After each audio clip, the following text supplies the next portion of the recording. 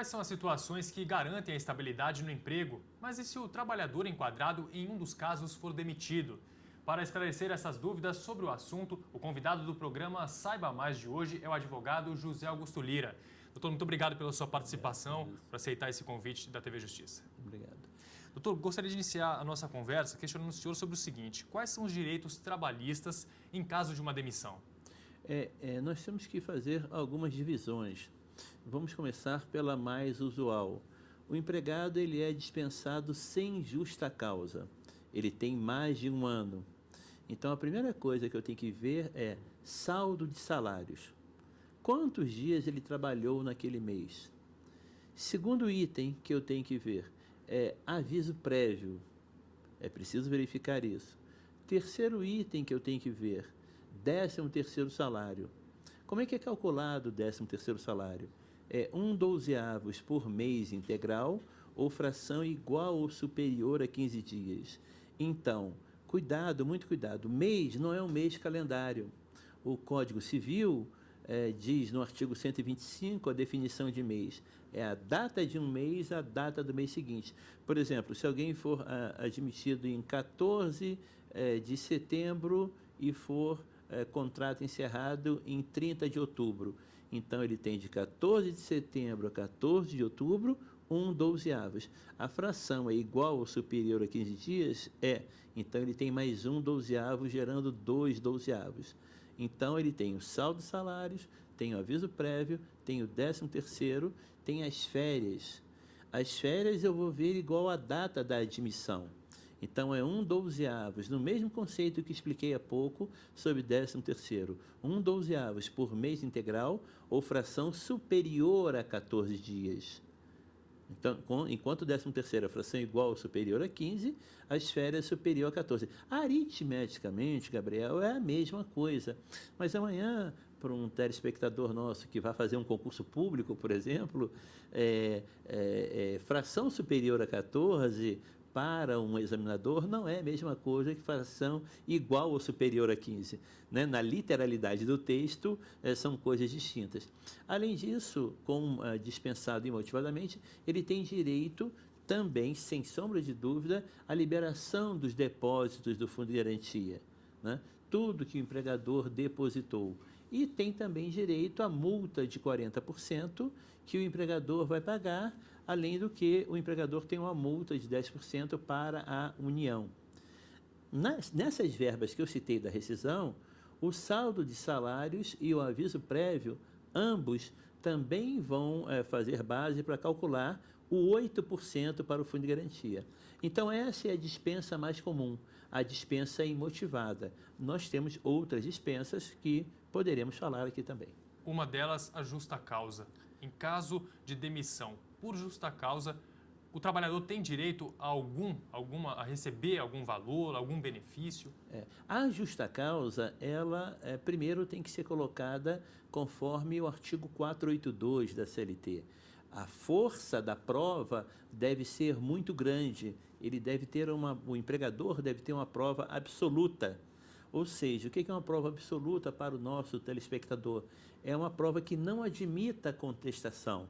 Qualquer dúvida na hora da justa causa, o juiz trabalhista ele vai dizer, na dúvida, ao miserável, seria, numa outra expressão, na dúvida ao empregado. Então, no caso da justa causa, é um momento muito cruel que o direito coloca para o empregado. Né? Ele não vai ter direito, por mais absurdo que seja, ao 13º salário. Fundo de garantia, liberação, esquece, nem pensar. Né? Ele só vai ter direito aos dias trabalhados e férias vencidas. Nós temos um provérbio, dos muitos que temos no direito do trabalho, férias vencidas são devidas. Então, ele vai ter apenas, fechando a tua pergunta, saldo de salários e vai ter férias. Agora, o empregado deve lutar para demonstrar que aquela justa causa não é devida. Certo. A gente tratou até agora de casos em que a iniciativa da demissão parte da empresa. Quando é o funcionário que pede a demissão, quais são as obrigações da empresa? Perfeitamente. Quando o empregado solicita a dispensa, vamos voltar, como fizemos na pergunta anterior, quando ele tem mais de um ano. Três coisas podem acontecer. Ele pode solicitar dispensa, o empregador pode aceitar. Ele pode solicitar dispensa, o empregador pode recusar. Então, ele vai ter que trabalhar os 30 dias do aviso prévio. E terceiro caso, ele solicita dispensa, o empregador recusa, e aí vem uma parte interessante. O empregado diz, bom, mas eu quero sair agora e eu te autorizo a descontar os 30 dias do aviso prévio. Ele tem direito a essas três opções. Ele tem direito ao 13º, a mesma razão que eu disse, um 12avos por mês integral ou fração igual ou superior a 15 dias. Ele tem direito às férias, um 12avos por mês integral ou fração superior a 14 dias. Mas ele não tem direito à liberação dos depósitos do Fundo de Garantia e também não tem direito à multa de 40%. Isso para o empregado que tem mais de um ano. Quando o empregado, é uma situação interessante, ele trabalha num contrato de experiência, dentro de um contrato de experiência, quando ele solicita a dispensa, ou num contrato determinado, que ele tem 2 anos, né, o empregado vai ter direito ao saldo de salários, ao 13º, às férias. Mas, se o empregado, na saída dele, quando ele solicitou a dispensa, ele gerou um prejuízo para o empregador, e se o empregador comprovar esse prejuízo, o empregador vai ter autorização para descontar os dias que faltam pela metade. Vamos imaginar, eu estou no dia 20 de agosto. O contrato terminava dia 30 de agosto. Portanto, nós temos 10 dias ainda que faltam. Esse empregado ganhava R$5.000. Eu, empregador, para não ter prejuízo no meu trabalho, eu coloquei o empregado ganhando 8, acima do mercado. Então, de 20 de agosto a 30 de agosto, eu tenho 10 dias. O artigo 480 da CLT, combinado com o artigo 479, diz o empregador deve demonstrar o prejuízo. Demonstramos o prejuízo. E a quantia que ele vai pagar, ele, empregado ou empregador, não deve exceder aquela que ele teria direito se fosse dispensado. Vamos traduzir isso. Se o empregador dispensasse o empregado dentro do contrato de experiência, 20 de agosto, de 21 a 30 de agosto eu teria 10 dias. Então, o empregador pagaria o empregado 5 dias, a indenização pela metade. Vamos agora para a pergunta, o empregado. O empregado, o que ele vai pagar, o importante é que o empregador demonstre, na hora da rescisão, da homologação do sindicato, que ele, empregador, sofreu prejuízo. Se ele demonstrar isso, ele vai pagar a quantia que o empregado vai pagar ao empregador, não deve exceder a 5 dias. Enquanto o empregador, ao dispensar o empregado, ele paga 5 dias, porque é a indenização pela metade, o empregado não deve exceder. E por que isso, Gabriel, é importante colocar? Porque depende do prejuízo que ele causou. E não necessariamente ele pode ter causado os 5 dias de prejuízo. Então, abordamos duas situações, o empregado com mais de um ano e o empregado com menos de um ano e o empregado no contrato de experiência dele. A gente já falou sobre a questão do trabalhador ser demitido, dele pedir demissão. É uma prática dita comum, mas que está um pouco fora, quer dizer, está fora da lei trabalhista. É aquele comum acordo, a vontade da empresa, a vontade do trabalhador, daquela rescisão de contrato. Isso pode ou não pode? Isso é absolutamente ilegal. Eu te respondo, e eu não gosto de falar em jurisdições, mas a CLT, no artigo 9º, ela diz assim: serão nulos todos os atos praticados com o objetivo de impedir, fraudar ou desvirtuar os conceitos contidos na presente consolidação.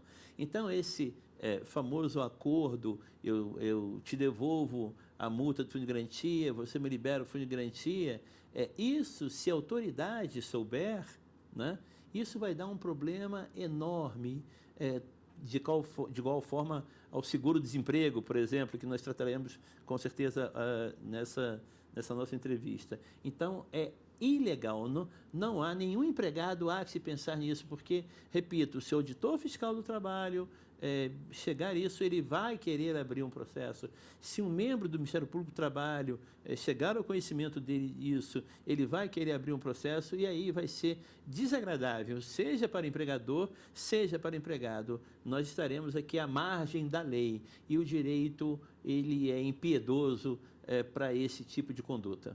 Mudando um pouquinho, falando a respeito do pós-demissão. Claro que o trabalhador não pode ficar sem um amparo financeiro, simplesmente ser demitido, sair da empresa e ficar sem receber nenhum valor. Um desses critérios adotados é o pagamento do seguro-desemprego, que inclusive sofreu algumas alterações recentemente. O que é o seguro-desemprego, quem tem direito e como ele funciona? O seguro-desemprego ele é garantido para dispensa imotivada, né? Dispensa imotivada. Ele foi dispensado por justa causa? Não tem direito. Ele solicitou dispensa? Não tem direito. Por exemplo, houve uma culpa recíproca, que é falta entre empregado e empregador. Então, o direito é para o empregado que sofreu a dispensa imotivada, aquela que não teve a motivação. O seguro-desemprego vai ser pago em parcelas em função da média aritmética simples dos últimos salários. Ele poderá ser pago ao máximo de 5 parcelas, ao mínimo de 3 parcelas, dependendo do tempo, cada caso é um caso, quanto tempo ele tenha de carteira assinada. Então, os recursos são oriundos do Fundo de Amparo ao Trabalhador. Para esse pagamento, então, há de ser visto o tempo que ele tinha de prestação de serviços. E aqui vai um outro registro, Gabriel. Por favor, né? Não tirem, para receber o seguro-desemprego, não tirem uma outra carteira para ter um novo contrato, achando que com isso vocês vão receber as parcelas de seguro-desemprego. O Ministério do Trabalho está literalmente aparelhado para detectar, né, e pelo Cadastro Geral de Empregados e Desempregados, quem fez essa fraude. Né? Como eu disse há pouco, é um outro tipo de fraude, infelizmente, muito comum. O empregado pega, tira uma outra carteira, achando que nunca vão descobri-lo, e entrega outra carteira e continua a receber o seguro-desemprego. Né? Por favor, não façam isso, porque o escritório atua nisso e o que tem de processo, isso é considerado um crime. Né? Muito embora o seguro-desemprego seja com recursos do FAT, o seguro-desemprego é um benefício previdenciário. Ele está no decreto 3.048, no artigo 6º do direito previdenciário, e ele é um benefício previdenciário, portanto, é um crime previdenciário.